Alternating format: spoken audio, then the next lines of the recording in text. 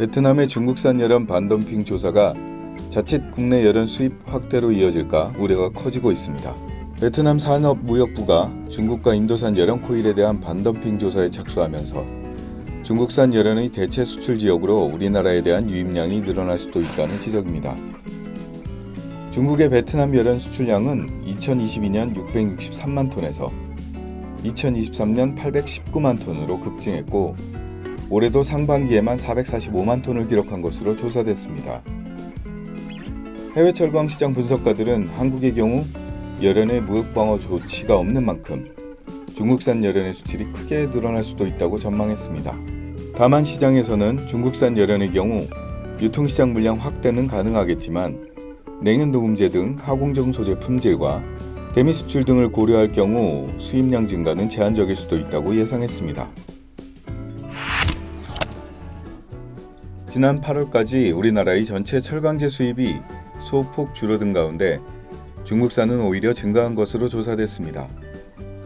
한국철강협회 수출입 실적 조사 결과에 따르면 지난 8월까지 우리나라의 철강제 전체 수입량은 1,013만 톤을 기록해 전년 동기 대비 5.4%가 감소했습니다. 그러나 같은 기간 중국산 수입량은 608만 톤을 넘어서면서 전년 동기 대비 1.2%가 오히려 증가한 것으로 나타났습니다. 반면 일본산 철강제 수입은 316만 톤에 그쳐 전년 동기 대비 18.5%가 급감했습니다. 이로 인해 전체 수입에서 중국산이 차지하는 비중 역시 지난해 56.1%에서 올해는 60.1%로 3.9%포인트가 높아진 반면 일본산은 지난해 36.3%에서 올해는 31.2%로 5%포인트 수준 낮아졌습니다.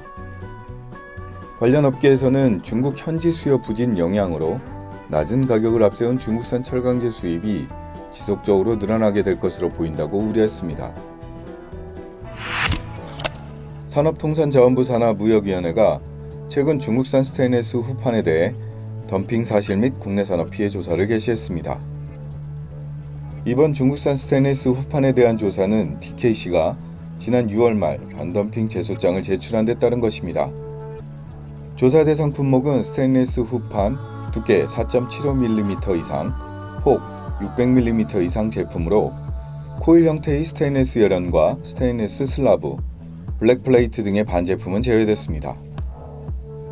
조사 대상 기간의 경우 덤핑 사실은 2023년 1월부터 12월까지이며 국내 산업 피해 조사는 2021년 1월부터 2024년 6월 말까지로 결정됐습니다. 한편 이번 스테인리스 후판에 대한 덤핑 조사는 일본산에 이어 두 번째로 일본산은 국내 산업 피해가 지속되거나 재발하지 않을 것으로 보인다며 관세 부과를 종료키로 한 바 있습니다. 중국의 올해 철강 수출량이 1억 톤을 돌파할 것으로 전망돼 관련 업계의 긴장감이 높아지고 있습니다. 중국 마이스틀은 올해 중국의 철강 수출량이 지난 2016년 이후 가장 많은 1억 톤을 넘어설 수 있다고 전망했습니다. 중국 부동산 경기 침체로 자국 내 남아도는 철강제를 동남아와 유럽 등으로 밀어내고 있으며 특히 유럽의 경우 열연을 중심으로 수출 확대에 나설 것이란 예상입니다.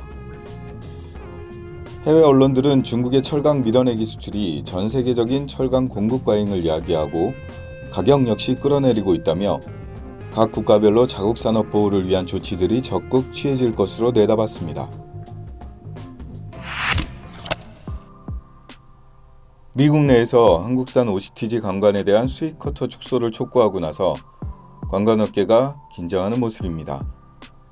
셰로드 브라운과 밥 케이시, 존 페터먼 등 미국 민주당 상원 의원 3명이 지난달 미국 대표부와 상무장관에게 보낸 공개 서한에서 바이든 행정부의 수입 쿼터 제로 인해 미국 내 관련 종사자들이 일자리 감소를 겪지 않도록 조치해달라고 요구했습니다.